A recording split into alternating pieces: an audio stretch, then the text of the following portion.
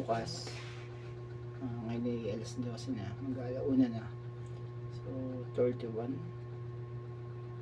hindi ako nagkakamali, Sunday ng May. So next day, June 2026.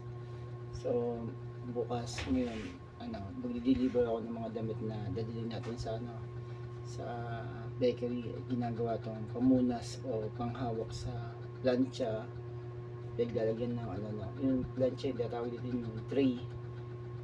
So yun, bukas ang delivery ko ng mga damit. So yung mga damit na nandito, yung iba dyan pambenta, yung iba naman mga sinusuot ko. So meron pa yung mga stock.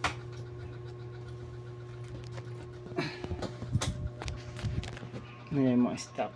So makikita mo dyan, yung nakataklob na yan, mga sako yan eh.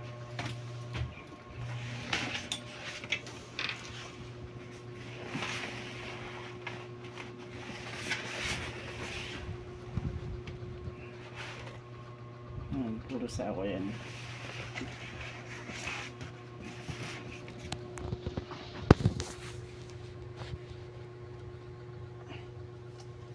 Sako na puro damit. And then sunod na day na Monday naman. So bili naman tayo sa junk shop para may binili kasi akong stationary bike. So pakita ko rin sa inyo yung stationary bike.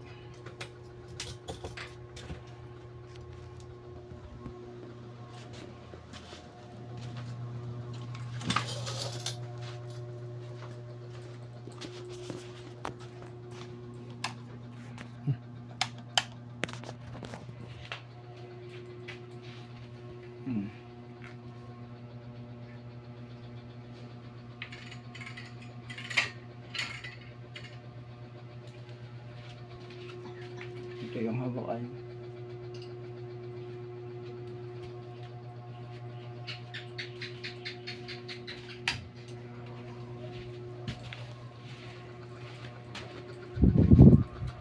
Ay, nakita ko.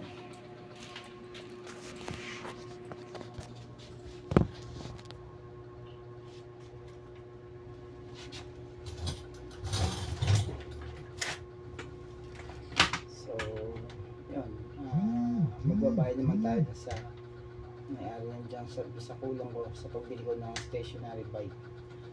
Gusto kasi mag-jogging o mag-bike nasa loob ng bahay, kaya yung stationary bike yung kahit di ako nakakalayo dito lang mapapractice mo pa rin yung pagtipa.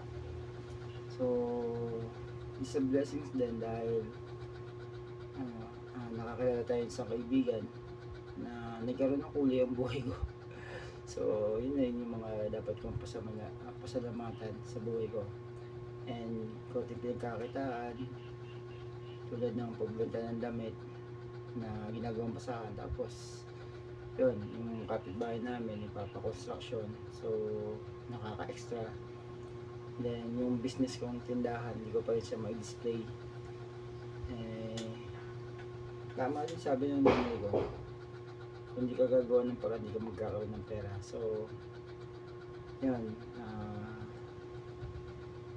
kailangan gumawa ng paraan o isip na mag-loan na lang uli o mangutang uli para mapaikot yung punan. And that's it.